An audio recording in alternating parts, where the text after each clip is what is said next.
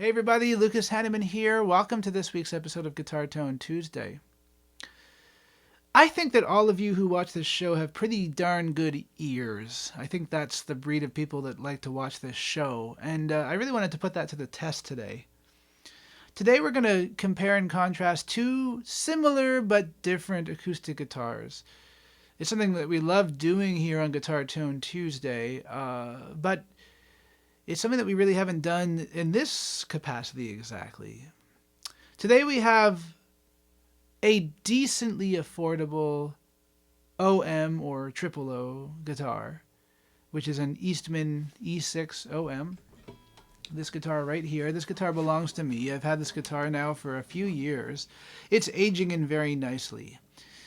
This guitar has a 24.9-inch scale length. It has an ebony board and ebony bridge. It has a Sitka spruce top. It has mahogany back and sides. And it's Eastman's kind of entry, not even their entry into like a gloss guitar, because now they're doing that with the deluxe E1, E2, etc. guitars. But it's a spruce and mahogany guitar, and it sells for about $1,400 or $1,500. If you found one on the used market, you could probably find it as low as $1,200, maybe $1,000. Those are Canadian dollars, by the way. In the year 2025, we're going to compare and contrast this guitar today against a guitar that we have seen before on the show. But we have not revealed its cost. This guitar belongs to a friend of mine. This is a Boucher, let me try to get this right, SG51-MV. So it's a Studio Goose series Boucher, handmade in Quebec. The Eastman was made in Beijing. This one's made in Quebec. It has a 25.5-inch scale length, so that's a little bit different. It has an ebony board and an ebony bridge, just like the Eastman. The top on this guitar is not Sitka spruce, it is torrefied Adirondack spruce. And then on the back and the sides of this guitar, along with beautiful koa trim, we also have wonderful East Indian rosewood and a mahogany neck.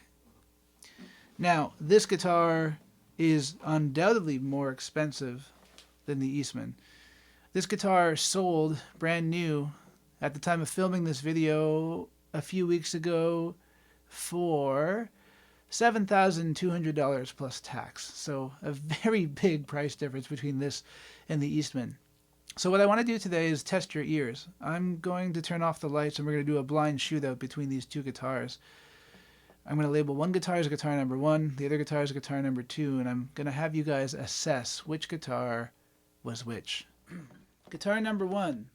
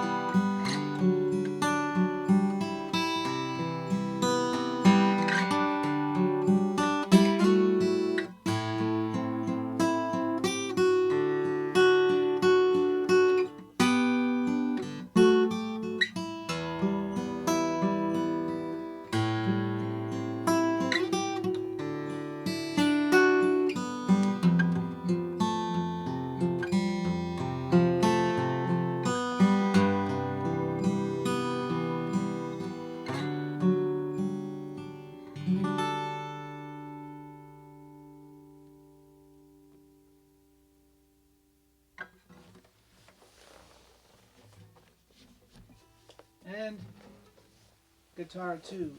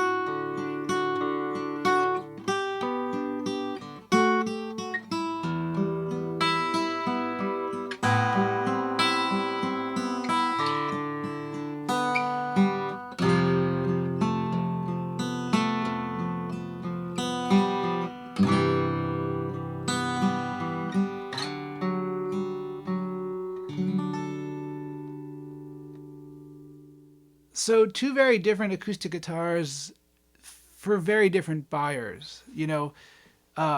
This Eastman guitar is for someone looking to step it up, I think. Maybe you've had your first acoustic guitar and you're looking for something that's a gig-worthy instrument, or maybe you're just looking for a nice first guitar. This guitar certainly is that. It is a very nice first guitar. Interestingly enough, I've tried Eastmans that are kind of slightly different shapes from one another, and I don't know how often they change their molds or how many different molds they have for their different body shapes, but this guitar is noticeably bigger than the Boucher. It is slightly wider here at the lower bout. It's still definitely an OM, but there's a bit more guitar to get your arm around. Compared to lots of OMs, this guitar is slightly larger in size, and that might give it a little bit more low end than you might expect it to have. And there's no, I'm not gonna sugarcoat it. Like, this guitar does not sound as good as that Boucher, nor does it play as good as that Boucher. But it is a guitar that me as a working musician, I can afford. And I do have nicer acoustic guitars than this one, but I got those with, endorsement type situations. So this guitar for me, it's at a friendly price point, and it's something that I get a lot of use of live and even at home in the studio. Although I gotta say, it's not the best recording guitar. There's something about it. The frequencies are a little bit boomy sometimes and a little bit unbalanced, but it is definitely a very nice sounding guitar. Is it the nicest sounding guitar that I own? No, it's not. But it is a really nice guitar, and it means a lot to me because I got this guitar as a gift from my lovely wife and my lovely daughter during the COVID time. So it's a special guitar to me, and it's not going anywhere. I love it. So we compared that guitar with its mahogany back and sides. And, today's episode is also about mahogany versus rosewood. Can you guys hear that difference? The drier sound versus the more overtony sound. We compared it to this Boucher, right? And, as you can see, ever so slightly smaller. Very comfortable guitar. I love the neck on this Boucher. It's really, really nice. Like, even big reaches up here, up higher on the fretboard, are really, really nice. I love the kind of caramel color of this torrefied Adirondack top. There's a lot to love about this guitar. I mean, it's got overtones dancing around everywhere. It's kind of got some magic going on, this guitar. And it's just a young guitar. It's a lot younger than that Eastman. But I thought it would be a kind of a fun comparison because both of these guitars have new strings. And this guitar is you know, it's more for someone looking for a lifetime instrument. Someone who has deep pockets, of course, because it is expensive. But, I mean, every little detail on this guitar is just so finely executed. The top is just perfectly thicknessed and voiced. The bracing is so smooth on the inside of this guitar. It's a much lighter weight than the Eastman. The Eastman's a fairly heavy guitar. This is definitely a very light guitar. Very easy to play. Very, very easy to maneuver. So, all that being said, which guitar was which? Well, I gotta say, today I didn't do the predictable thing. I didn't go in the order that you might expect. On today's episode, the Boucher was guitar number 1, and the Eastman was guitar number 2. Okay, guys? Well, let's have a discussion. Let's have a discussion about, do we hear a price difference that's what it is on paper between these guitars? Do we hear a huge sonic difference between these guitars on the demo over YouTube with YouTube compression and all that crazy stuff? Do we hear all that stuff? Or do they both just sound like really good guitars? I don't know. Let me know. Thanks so much for watching. We'll catch you guys again on next week's episode of Guitar Tone Tuesday. Bye-bye.